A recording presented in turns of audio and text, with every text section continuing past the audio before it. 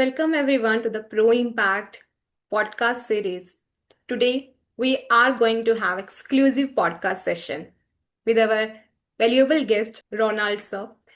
He is expert in trainings and assessments, also in leadership training. He is going to tell us today the secret behind why trainings fail and how we can make trainings more impactful. Welcome Ronald for this Thank you. podcast. Thank you. So, my name is Ronald Soans, like Shweta, you just introduced me to the group. I come with about 4 decades of work experience. I started my journey in manufacturing with Godrej. 3 years I spent there. Then from there, I joined the Murugappa Group, looking after production planning and control. And from there, thought that I was not cut for the shop floor. So I moved on to sales. So I worked with the Tata Group in power electronics. And 25 years ago, the directors of BYLD Group, they met me and they said, "Hey, Ron, we would like you to join us." And I joined them about 28 years back, and I've been with them for the last 28 years. And so we have grown from a small training company. 28 years ago, when we started training, uh, people didn't really understand training. In fact, those days, it was considered that training was more of a punishment role. Trainer's role was considered a punishment because if you're not productive, they don't sack you, they send you to conduct trainings. So that was what the mindset was. And to get people to understand training and buy training was a big challenge. So that's where we started. And now the industry has come a long way. Now becoming a trainer is aspirational.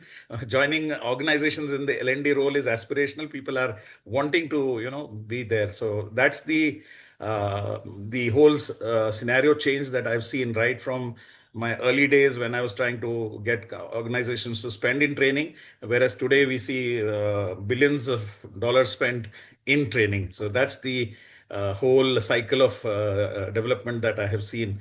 And your topic today is very good because when we talk in terms of why training fails, it is actually we need to have a conversation and also maybe tell the people who are listening to us tomorrow when they go to organizations to talk about training, what they need to do to ensure that they give value to the client and to the participants. So that's the focus that I'd like to bring to us in this conversation. Amazing. That is very important too. Like if we say what makes training effective. And like training, as you mentioned, lots of budget is in this L&D, I think crores much of budget company decide. Um, my first question is here that how company decide this budget? That what I want to know. Yeah, so different organizations have different standards. So sometimes they keep 5%, some organization keep 3% of their gross revenue as training budgets. Some organizations they spend maybe 7 to 8% as a training budget, where they see hardcore impact, and that's the focus. There are several organizations who have in the past used training as a tick mark activity. That means I have done 4 days per employee training in the year, you know. But what is the impact of that? What is the money that is spent? So that was the question that now business asks. Business now it's earlier budgets used to be with HR and L&D. Now the HR and L&D has to go to business and say, "Hey, please give us budget for the training." And they ask, "Okay, why are you doing this training? What is the return I can expect for the money I spend?" That's the question business asks, and that is a good place to be in because then you are into value creation. If you are into value creation, that means you're solving business problems, business issues to help the organization grow, and then business will not mind funding you. Absolutely. Now, if we talk about now when AI is there, training is sort of kind of blended, kind of changed. So, any change you have seen in this? Yeah, so earlier it used to be, pre-COVID, it used to be all physical trainings. You used to have, 1 day, 2 day kind of things. Then COVID made a whole change and everybody went online. And, they said death by webinars had happened because so many webinars on a daily basis, everybody was hosting some or the other webinar kind of thing. And then once the restrictions of COVID opened up, again, because during COVID also training budgets were almost slashed down, So there was no money because companies didn't know what the future was. But once COVID passed away, the need has come with a big bang, and all the organizations are focusing on training and physical training. They're not so keen on online training any longer. I mean, so the transition, which is the question that you asked with AI, the advent of AI, what happens? So the focus now is more to create a real value. The focus is how do you create a learning journey, and how do you make it blended. That means it's not only physical training. There is a curtain raiser. There is some kind of online modules that are interspaced. Then you have in-person learning. Then you have assessments built in, online learning. Then you have a group check-in, coaching, and eventually a final assessment spread. So anywhere between 3 to 6 months when they build a learning journey, that's the most impactful and effective that we see. Amazing. I mean, I can totally understand now the blended is there, this new methodology. My next question here is like treating training as an event, not a journey. So when we say like people nowadays, like if trainers, they treat it like, okay, 1 hour event is there. I think it's a transformation journey. So what are your thoughts on this?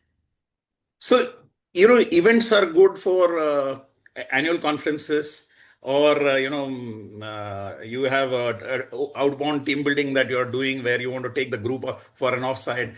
That's fine. I mean, you create a pleasure, they have fun, and they come back.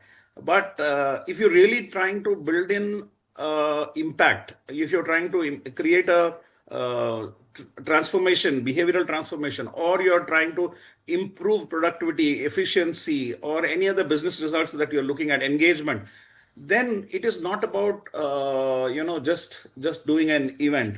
In fact, interestingly, I'll share some statistics with you which I have put together. And this is yesterday in the program, I had this experience also. So I'll share that also.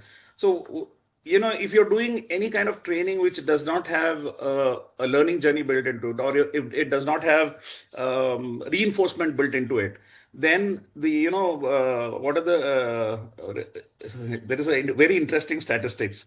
This is by Ebbinghaus in 1885. That research was done, and this was again reaffirmed in 2015. 50 to 70% of the new information is forgotten within 24 hours, if not reinforced. So true. And in 8 hours, how much of information do we give them? A lot, I can say it's a lot to digest. Yeah, in fact, yesterday I was conducting a leadership program, and during the first tea break, when they went to the tea break and they came back, and I asked them, okay, I asked a question about something that I had brought out in the morning session, and people were giving me blank looks. I said, see, this is where the challenge is. So we need to translate how are we going to retain this. And so we started doing that is that, okay, the key messaging you will write down separately, not just in the workbook. You will keep a sheet on which the key messaging that you are learning, which you're going to implement back at workplace, you do that. So one, when you are doing a 1 day event also, it can't be an overload of information. It has to be some information. There has to be some kind of practice, whether it's a role play, whether it is a table discussion from an application perspective, and then go to the next concept. You don't just keep them, tell them, okay, this is you, this is this is this. It'll be all lost. And then the other interesting statistics is 90% of what is learned is forgotten within the first month. This is the training industry report of 2024. Okay. And only 12% of employees apply skills learned in training to their jobs. And the 88% of the employees don't use the knowledge acquired through training. Can you beat it? And you know what is the kind of budgets the organization are spending? They're spending $13.5 million per 1,000 employees annually. See the kind of money that is being spent. Yeah, I mean, here the second relatable question that no clear linkage to business outcomes means the students or trainers, whoever is learners, they are not using that training, as you mentioned in the statistic. Yeah, yeah. Like, how trainers are majorly doing, what they are doing to make them these learnings practical so that they use it.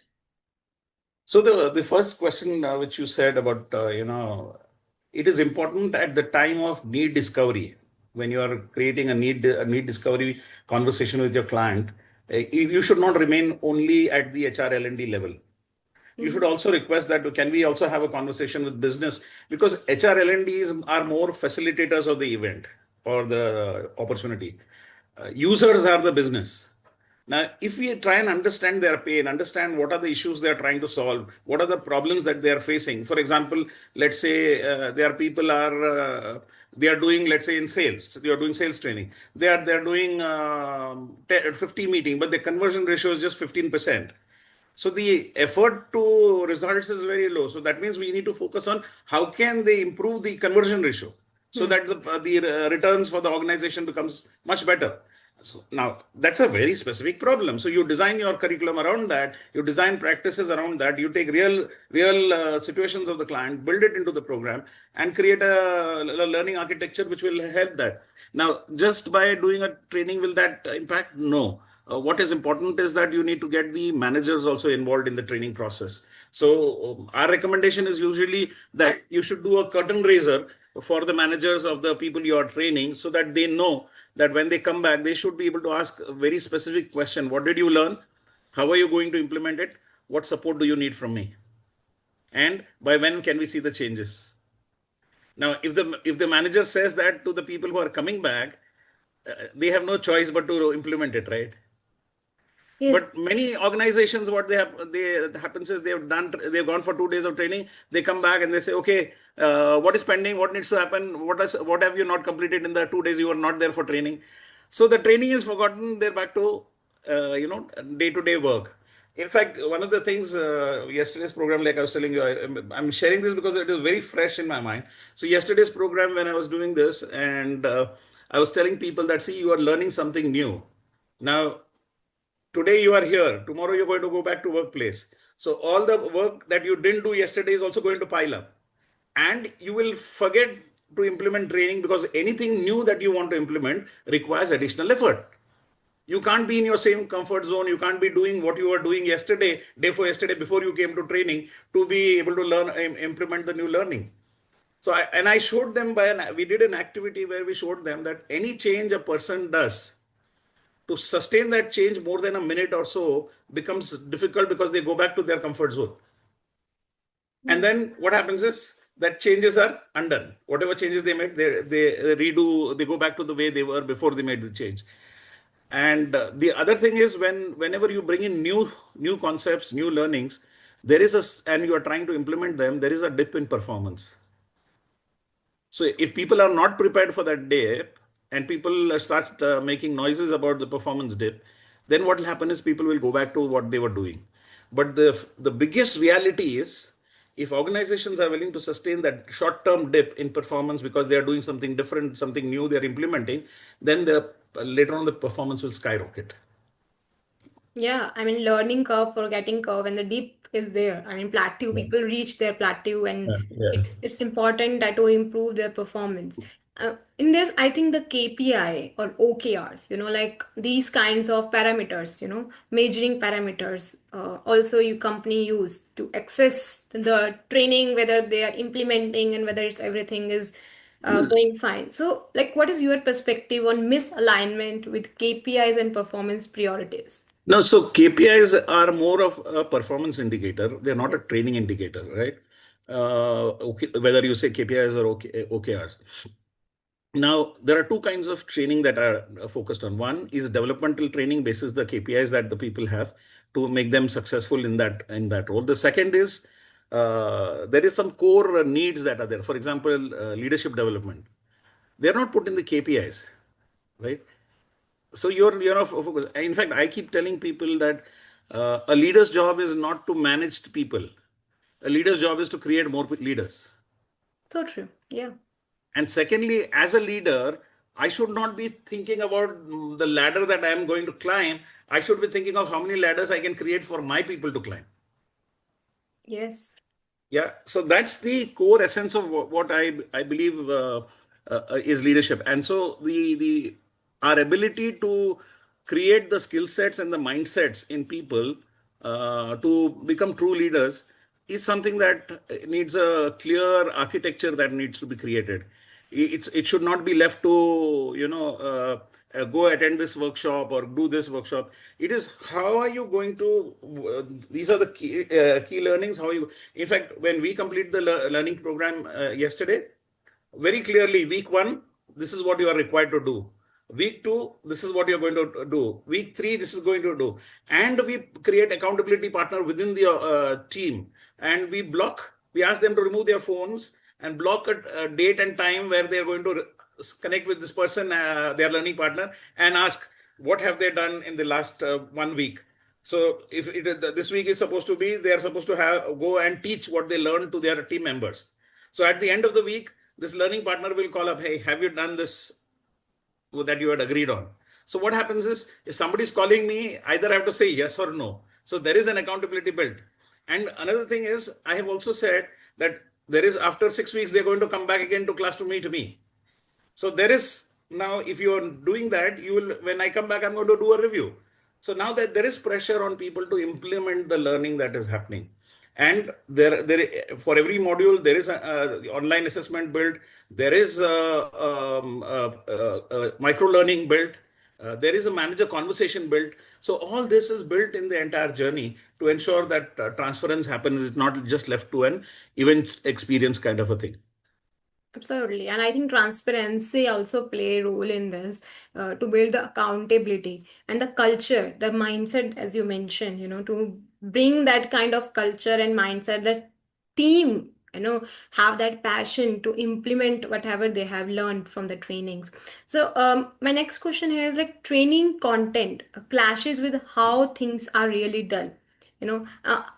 What is your perspective on this? What is the resistance? Yeah. So the biggest thing behind training content is that just using off-the-shelf content, it does not make sense. It has to be customized to the client's needs. Sometimes what happens is there are some beautiful programs that are globally researched and done, where it has a beautiful structure. It has got modules integrated. It has got videos. It has got audio, everything. Now, while the content is very strong, and you actually, some of the contents, if you see from global, so for example, situational leadership 2 of Ken Blanchard, or you look at crucial learnings, crucial conversations for managing dialogue. These are so beautifully created, packaged content with structure. But there also the trainer has a role to contextualize. Trainer needs to know what is the industry, what are the kind of target audience that is there, what are the stories that you can share that will be relevant to the audience, what is the examples that you will share which are relevant to the audience. Once they do that kind of preparation and then go to the class, the experience is at a totally different level that we can create. I mean, you have wonderfully mentioned your examples, which is the examples and storytelling. I think the core key ingredients of any training module. Uh, like while giving out the examples and analogies, in the training, what the trainer can keep in mind. So, what's your perspective on this? One of the core, I would say that, if you really see, it's like this. If I have not done what I'm trying to, one of the things that we say that uh, you should have practiced what you're trying to preach. Yeah, it's true. Yeah. So if you have not been there, if you have not done those kind of roles, you have not been there. So that connect or that empathy is missing when you're talking to the audience. Now, when our audience comes with a shares and challenge, are you able to relate to the challenge that the audience is bringing up? Saying that, hey, you said this, but how do I apply it here?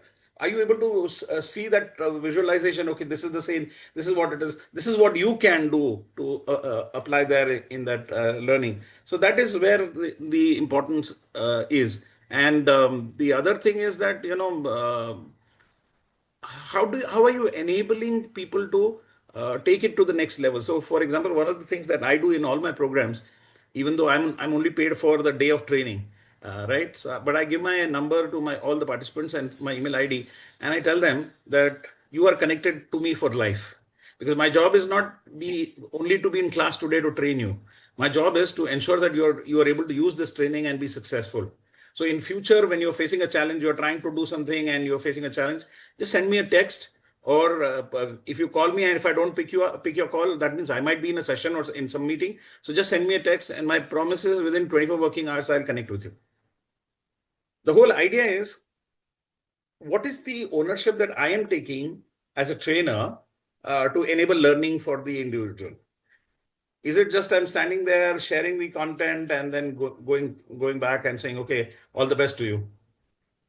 That's not what commitment is all about. If you're serious about learning, if you're serious about creating transference, you should be willing to put your skin in the game. Very important. I think it's like understanding the problem, the root problem. The trainers also use assessments. They first understand their root problem, what's the situation is, and then providing them the tools. So Yeah. any assessments you have in So mind? all our programs, whatever programs we do, they come with two assessments. One is cognitive and one is behavioral. Mhm. So cognitive is basically more focused on the knowledge that the program content is. So we check where they are before the program, and 45 to 60 days later, we'll check how much transference has happened. So Yes. one is at not knowledge level. Second, we have an assessment on behaviors. So what we do is we give them situations, and we give them options, four options, saying that, okay, for example, in leadership, we'll say one of your team member is irregular to work, and even when working, he seems to be not committed, or something is going around with him. And then we say, what will you do? Option A, you will call him and talk to him and give him a warning. B, you will find out what's really happening, what is the story behind this person, this, and if the person is going through a mental trauma, you will arrange counseling. Or C, you will give them a warning that if this behavior gets repeated, we may have to terminate your services. So we give them four options and see how which is the option they pick up. And each of those options are rated in excellent, good, fair, and poor. Okay. So excellent is that they have chosen the right solution. Good is it's okay, manageable. Fair and poor are not the very good choices to make. So similarly, they will have about 20 odd situations, and they will have to make those choices and do. Now, in training, they will learn all the concepts that we are talking about them in training, and then same behavioral questions will be asked after 45 days, and see whether they have been able to imbibe what they learned and apply there, so that they make the better choices. Yeah, I mean, it's like a customized, every trainer should use customized assessment before their training, as you That's mentioned, yes. cognitive and behavioral. It's very important. And I think some pre-designed, training assessments are also there, psychometric tests are also there. No, so there are two kinds. One is when you say pre-design, that is more in the form of a needs analysis. So the Mm-hmm. training needs analysis that we talk about. But when we talk of specific programs, you have to have assessment based on programs, based Yes. on what you are going to teach. So that one, you have a baseline score of where they are today, and then you have a transfer core of where they have moved, whether what the needle has moved. So when you share the before and after scores with the client also sees the impact of the learning. So which we talk about level. So knowledge is more of a level one in Kirkpatrick model. Mm. Behavior change is level two, and business results. And then you look at behavior modification and business results. That is where we look at from the level three and level four that we're talking about. Wow. I mean, also, I want to know more from you is about implement support systems, like curtain raisers, action learning projects, or facilitator check-ins. So, what are your point of view on these? Yeah, curtain raisers are important for two reasons. One, if there is a learning journey, you take the target audience and walk them through the entire learning journey. Tell them what to expect, how they will be interacting with, what are the touch points that they will have. That is one curtain raiser. Second curtain raiser is for the supervisors of the target audience. So that your people are going through this learning journey. This is where they will connect with you. This is what you need to do with them. This is how you will ask them questions in terms of implementation. And this is what the supports you will provide them for implementation. So that helps. What happens is then everybody is on the same page. There was this batch which was going through the learning journey, and one of the things that they had to do was go back and have a conversation with their supervisor. And when they came for the next session, I asked them, "How was your conversation?" Said the supervisor didn't know anything about it. He was not even aware of what we were talking about.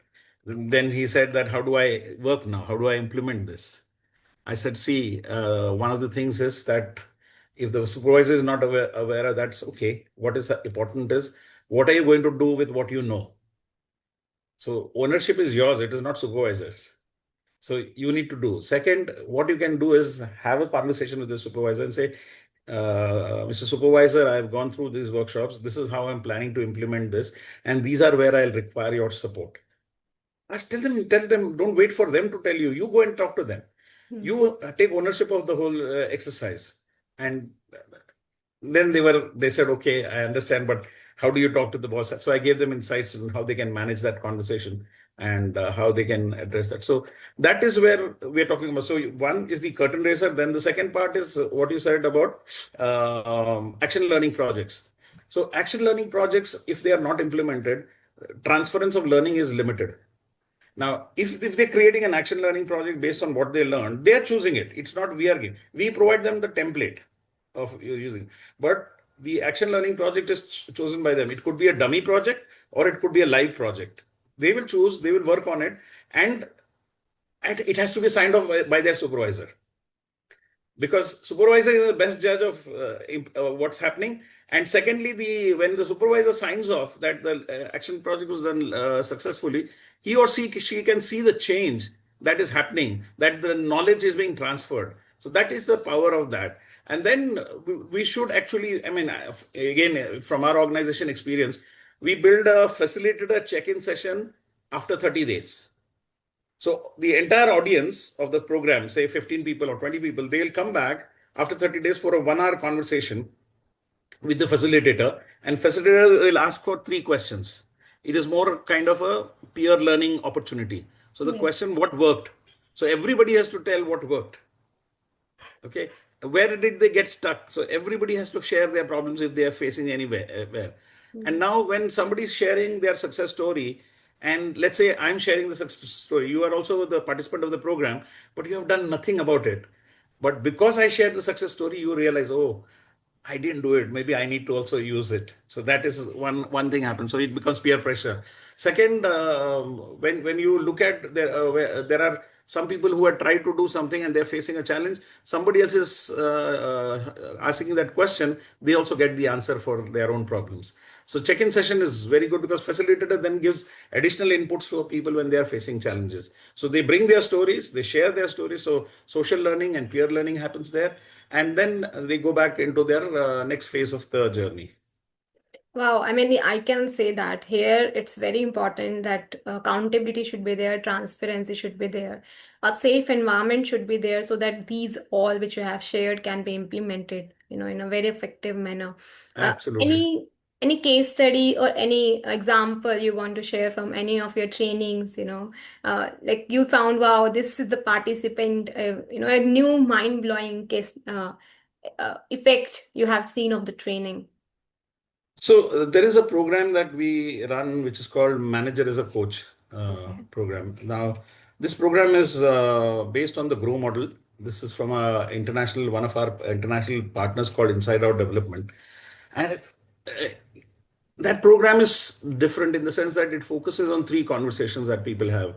One is your check-in conversation. So on your daily basis, when you have a conversation with your team member, seeing what's happening on the task daily. Now, the moment the person says, boss, this is going well, on this I'm struggling, I don't know what to do. So that means the person is stuck. Then you Mhm. set up a 20-minute breakthrough conversation. You use the Grow model and have a conversation with them to help. The whole thought process in this is, as a leader, you're not going to tell them anything. You're going to use the knowledge that is already inside them to bring it out. That's why it's called inside out coaching. Coaching, So yeah. you bring whatever knowledge is inside them and make them self reliant problem solvers. It is not about you solving their problems, because the only way you can empower them, only way you can help them grow is when they start using the knowledge that they have rather than doing that. So that is the second conversation that they have, and the third conversation is when people make promises and commitments and don't keep up to it, or their performance is not there, or there are behavioral issues. then you have an alignment conversation. Mhm. Now, in class, it's not so much about the gyan. We give them the templates for each of those conversation, and we give them pre-work. When they come to the program, they'll bring three conversations with them. One, a typical check-in conversation, one, a breakthrough conversation where they are struggling, and one, an alignment conversation where they need to have a conversation with a difficult employee. And in the class, they will practice on the breakthrough conversation. So they have got a template. So two people will be paired. So I will share my problem, and then the other person will play the role of the coach. And the template has all the questions to ask. They Mhm. just have to fill the answers. And at the end of 20 minutes, they have a solution to the problem.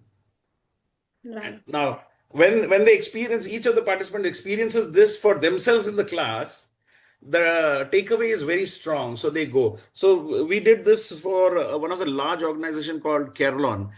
They have more than 10,000 employees, and more than 1,000 of their managers were trained on this. And every time, so we started at the top. So now when the next level was being done, the top leader used to come and said, "Hey, today in your session, three of my buddies are going to be there, and I have specifically told them to attend your session. So I want them to learn this and implement because I find it valuable and empowering." So then it became a culture. Everybody in the organization, all 1,000 managers went through that.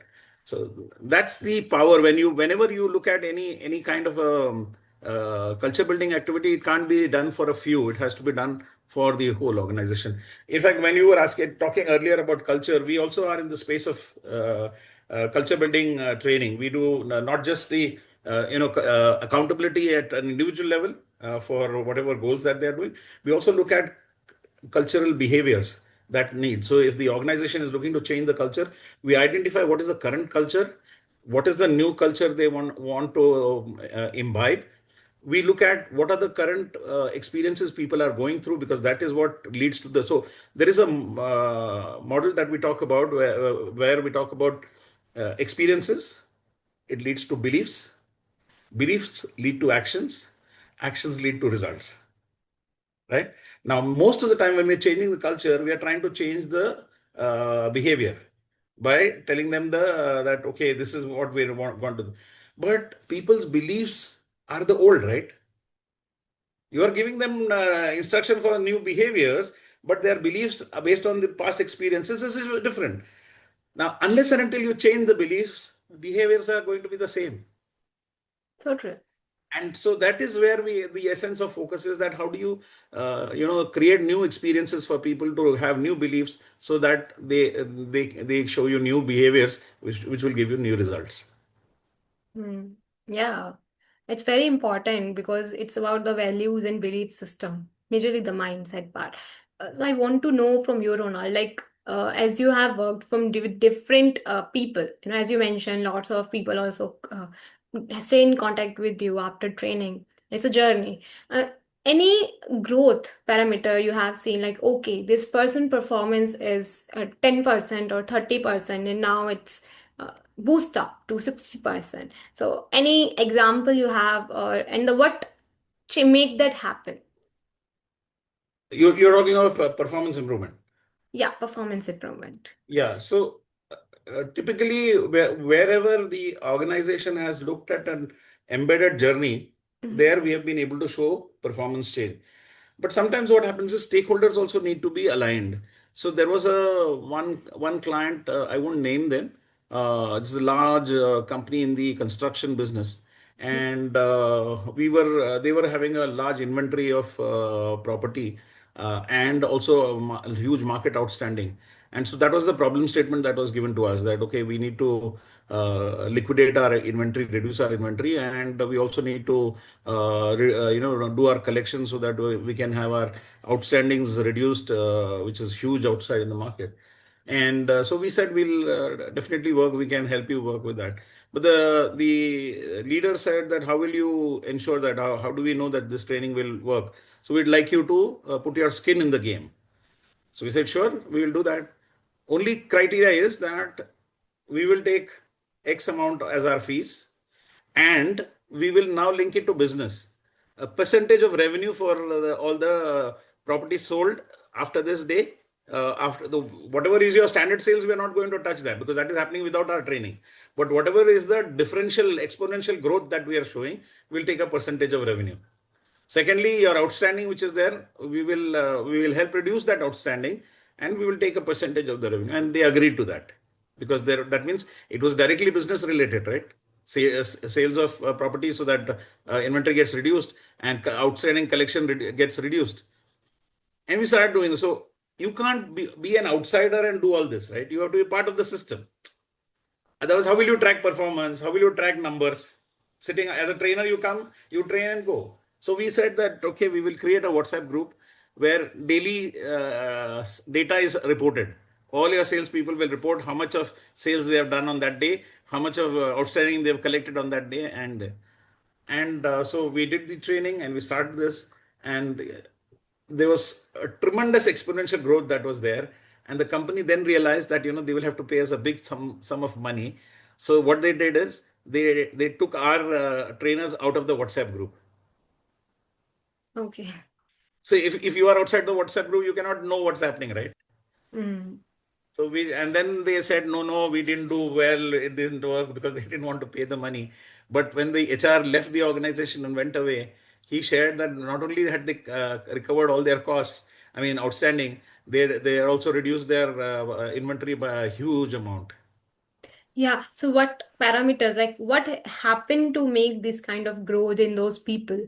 You Yeah, know? because what happened was one, the training that was there, then the handholding that was there post training to implement those learnings. Whenever there were challenges, they were facing challenges, they had access to us to talk to us. Okay, this I tried this, but this is what I am facing. How do I address that? Then we would be able to give them coaching in terms of what needs to happen. And in fact, there's a beautiful exercise that we did with Airtel many years ago. So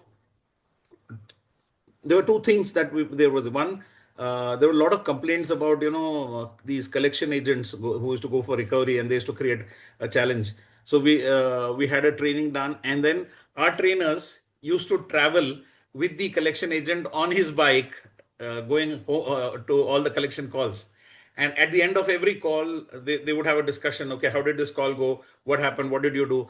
So, whenever any learning is built in, if it's built in with coaching, it's built in with action learning project, if it's built in with check-in sessions and all that, I can give you a guarantee you will see a growth and boost in performance. If you are only doing a training, or you are only doing a knowledge sharing, and leaving it to the employees and to manage on their own, the ROI is not much guaranteed. In fact, there is a very interesting um, when you want to look at calculate ROI, you would look at the cost of the training, or the cost of initiatives, the enhancement of productivity. What is the productivity improvement that you got, in divided by, so you take, let's say for example, I'll give you an example. Let's say that training cost is 50,000, and the ROI that they got in terms of business growth is about 1.5 lakhs. So 150,000 rupees. So 150,000, you minus the 50,000, which is the training cost, into 1,000, and then you divide by the 50,000, and you will see very clearly what is the ROI. 100%, 200%, you will be able to very clearly establish that. So that's the thing, is that how do you measure? That's a parameter that needs to be agreed before the training, so that we know exactly how you are calculating the ROI. Yeah, that is quite insightful, I can say, valuable session which you have shared, all the insightful tips. Last, I want to ask you any recommendations, like how they can measure, anything you want to share to the trainers so that they make their training more effective. Yeah, so like I said, the first thing is be very, this will sound repetitive, but the first thing is agree on the business goals. Mm-hmm. What is it that you're trying to do? Are you improving productivity by 5%? Are you reducing retention by 15%? Are you helping them improve engagement, employee engagement score by 7%, customer satisfaction score by 7%? What are you trying to address? What is the problem you're trying to solve? Somebody says, I want to do a training on communication skills. Why do you want to do the training on communication skills? How is it going to impact? Which business results is it going to impact? Hmm. Unless and until you do that, training will not serve the output that the client is expecting. And one of the major challenges you will also see is in many organizations, when you put tough questions to the L&D person, they themselves may not be able to answer. Then we need to insist that, okay, why don't you set up a call with business also so that we can get an alignment? And L&D people are ready to do that, because at the end of the day, L&D is also serving business, Hmm. right? But many trainers don't ask this. Many trainers just sit by when somebody says. In fact, there was a interesting episode that happened. We always call it, mithai shop experience. So this client wanted a 2-day training, and they gave some 7, 8 topics to be covered in 2 days. It is like going to mithai shops and then, bhaiya, give me 250 grams of this sweet, give me 250 grams of this, 250 grams. Now put it all together and give me 250 grams of the mix. Hey, it will not work. It will Yeah. not work. So you should be very clear about what are the topics that you can do justice for in those 2 days, and what is the impact that the client is looking for using that topics. If you are clear about that, only then will you be able to become a trainer. In fact, recently I put a snippet on one of the groups. I said, as a trainer, I need to do such a great job. At the end of the day, I should feel that I've done a great job. And if because a trainer knows at the end of the program whether she has done good a job or not. Hmm. Many times I feel when I have come out of the trainer, I felt I could have done much better, even though the feedback ratings are very high. Hmm. But within me, I feel that I could have done a little more justice. I could have been the experience that I've created for me is 70%. I wanted it to be at 95%. People have given a rating of almost 95, 80%, 95, 98, 98% on the happy sheet. But that's not true, because I know I have not done the full justice. Within me, I know I could have done much better. So that's when, if you know that within you, if you are able to reflect and do that, and then talk in terms of very specific, that what is the value I'm giving, what is it that I'm translating, can every and if an organization is not calling you back again, that means you're not done a great job of training. Yeah, that is very important because it's like they find value out of your training. That's why we're getting the repeat training project as Absolutely. well. Thank you so much, Ronald, for sharing these many insights to our audience. And it's a very valuable session where we have understood what need to check, how trainers can build their trainings in a right manner so that the ROI is better. Thank you You so know, much. just one thing before we close. Yes, Today, content is not a problem. You just mentioned AI, right? So yes. content is not a problem at all. You can easily create content. It is the value creation that is more important for success, not about content. So true. More than content, context is the king. That is very important. So, yes, Ronald, you want to share your social media handles where anyone audience can, reach out to you. I'm not worried about that. So they can search me on LinkedIn and find me there. If there is any question that they have, any clarification they want, any information on the statistics that I mentioned they want, any research data they want, I'd be happy to share that. My whole idea is that after having spent so much in the industry, can I help others become better?